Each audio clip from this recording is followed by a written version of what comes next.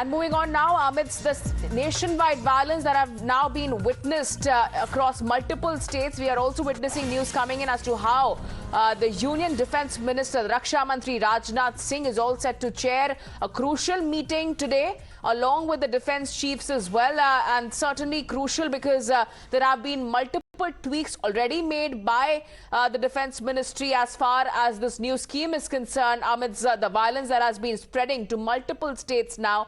And we have the latest visuals on our screens right now coming. And Mayank joining us on this broadcast. Mayank, what can we expect from this meeting now?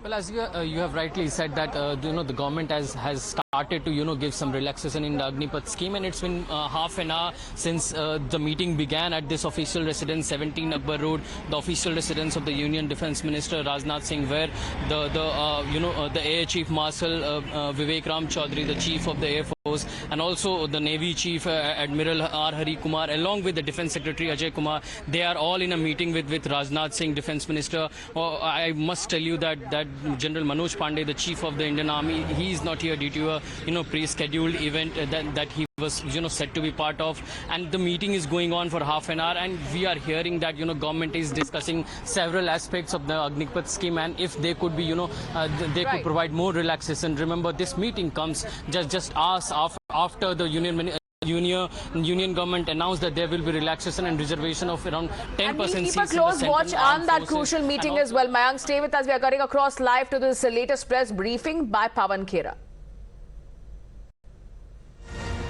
सबके माध्यम से हम फिर से गुजारिश करेंगे नरेंद्र मोदी जी से कि पहली बात, बिना सोचे समझे नीतियां थोप कर लोगों की जिंदगी के साथ, देश की सुरक्षा के साथ खिलवाड़ करना बंद कीजिए।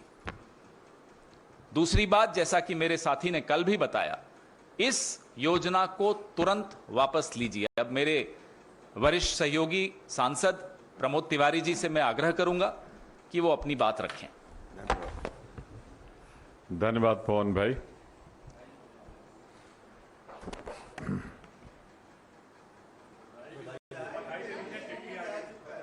बधाई मुझे दे रहे हैं आप? हम लोग को बधाई दे दीजिए। मैं आपको भी बधाई दे रहा हूं, खुद भी ले रहा हूं। ये पूछ लीजिएगा किस बात की बधाई है। मुझे याद आता है हरियाणा में लोकसभा के चुनाव के पहले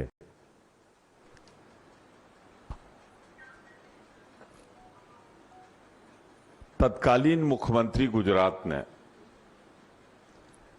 एक बहुत संवेदनशील विषय उठाया था, वन रैंक वन पेंशन का वायदा था, संकल्प था, और उसी में याद हो आप सबको तो जनरल वीके सिंह सक्रिय राजनीति में शामिल हुए थे।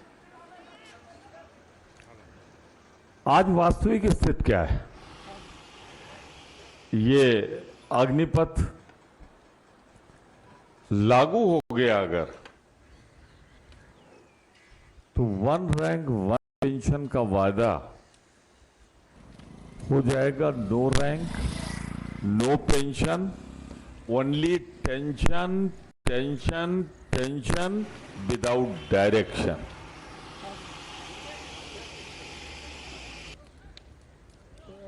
मैं कोई अपने ऊपर न ले, मैं तो अपने ऊपर ले रहा हूं। 70-71 साल 72 साल का आदमी तो दावा करेगा कि मैं देश सेवा कर रहा हूं। मैं तो राज्यसभा में हूं, बहुत ऊंचे पदों पर संवैधानिक बैठे हुए लोग 71-72 साल में देश सेवा का संकल्प ले रहे हैं चरणों में बैठ के।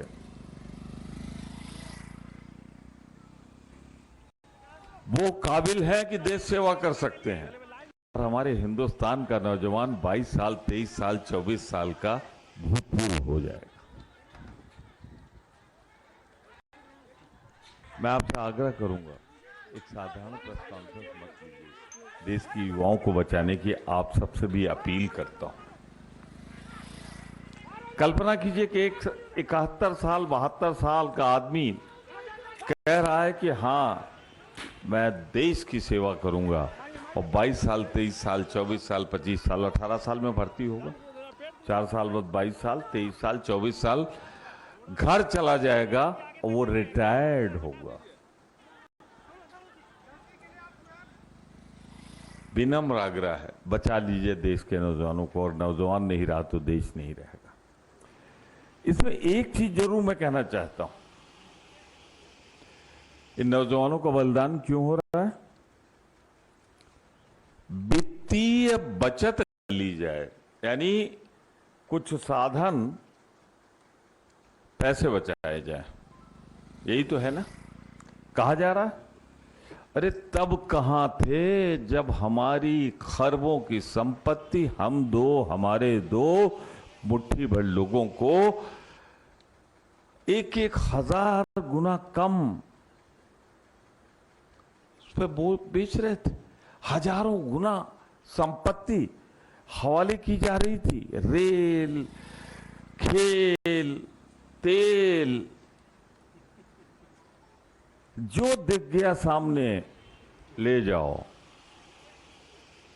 उस समय वित्तीय साधन नहीं बचाने के, पैसे बचाने की नहीं थी, इसलिए नहीं थी कि यहां रहता तो देश के लिए रहता, जिनको दे रहे थे वहां तो अपना रहता ना, इसलिए अपनों को मजबूत करने के लिए देश लुटाया गया। तो क्या वित्तीय बचत के लिए हम नौजवानों को शहीद कर देंगे?